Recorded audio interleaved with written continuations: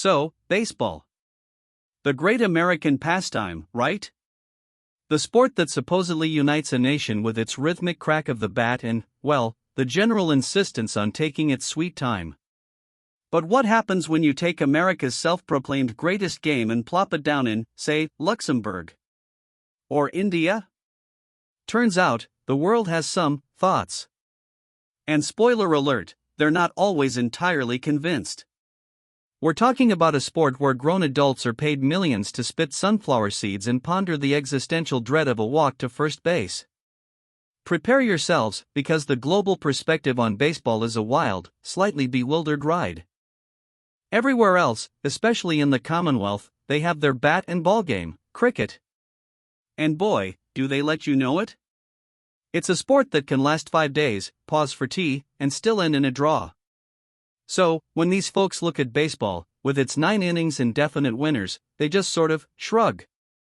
Oh, that's cute, they seem to say, a quick game for people who can't commit to a proper week-long sporting epic. It's less a rivalry and more a gentle, condescending pat on the head from a sport that truly understands what it means to take its time. Now, if you want to find a place outside North America where baseball is genuinely worshipped, look no further than Japan. They don't just like baseball, they turn it into an art form. Every pitch, every swing, every perfectly executed bunt is treated with the reverence of a tea ceremony. The fans? Oh, they're next level. Synchronized cheering, elaborate songs, and not a single boo, because that would be uncivilized, wouldn't it? It's almost as if they looked at America's game and thought, we can make this better. More disciplined. More respectful. And with more intricate trumpet sections. Head south, way south, to the Caribbean and Latin America, and you'll find another hotbed of baseball fanaticism. Here, baseball isn't just a sport, it's a way of life, a ticket out, and a source of national pride.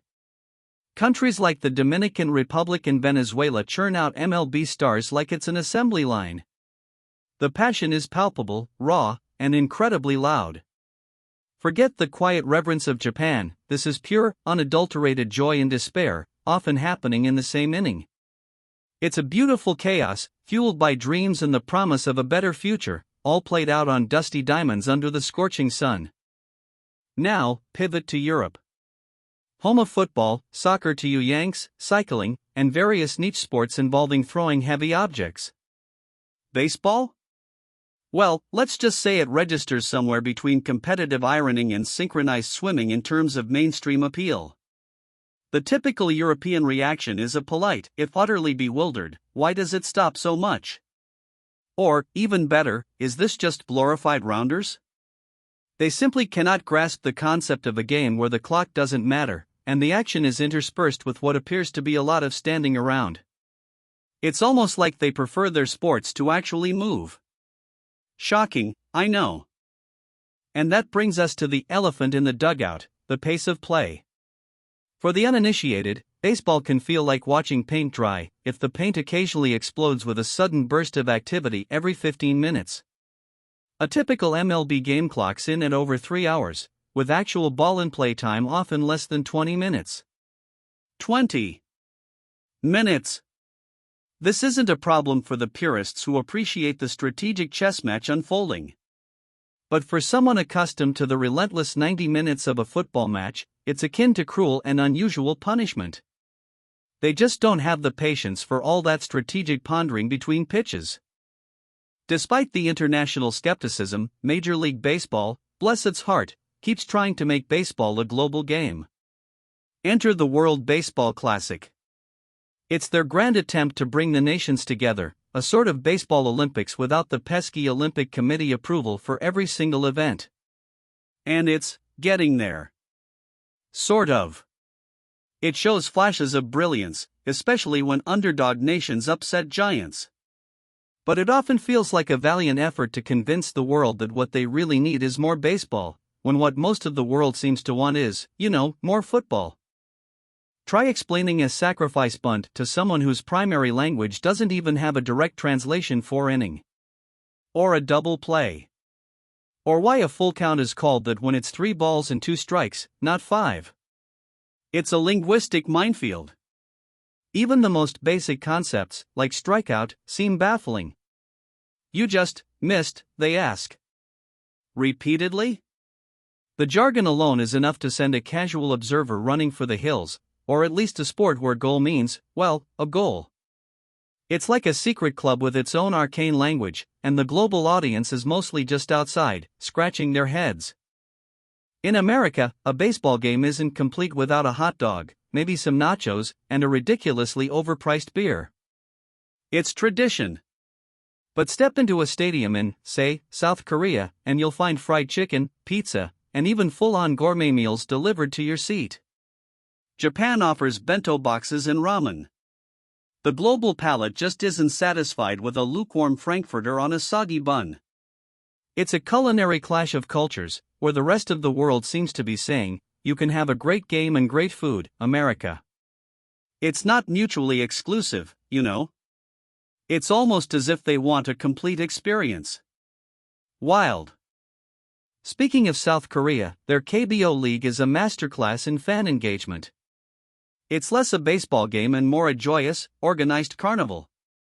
Each team has its own cheerleaders, its own catchy chants, and its own designated sections where fans literally lead cheers with megaphones. You want to see a full stadium of people chanting in perfect unison, waving inflatable bats? Go to a KBO game. It's an explosion of energy that makes even the most enthusiastic American crowd look like they're politely observing a chess match. They truly understand how to make the entire experience entertaining, regardless of what's happening on the field. Baseball's relationship with the Olympics is complicated. It's been in, it's been out, it's been back in for a bit, and now it's out again for Paris 2024. For a sport that prides itself on being global, it sure struggles to secure a permanent spot on the world stage's biggest multisport event. Apparently, the International Olympic Committee, with its love for universal appeal and straightforward rules, just can't quite commit to a sport that requires quite so much standing around. Or maybe it's the fact that MLB players can't consistently participate. Either way, it's a constant saga of being picked last for dodgeball. Ah, the bat flip. A glorious act of defiance and celebration in many baseball cultures. In places like Korea and Latin America, it's an art form, a punctuation mark on a titanic home run. But bring that exuberance to old-school MLB, and suddenly it's a heinous crime.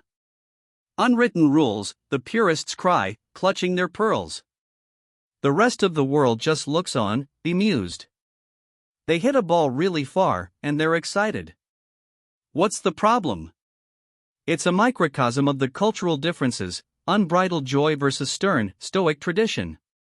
And honestly, the world prefers the joy.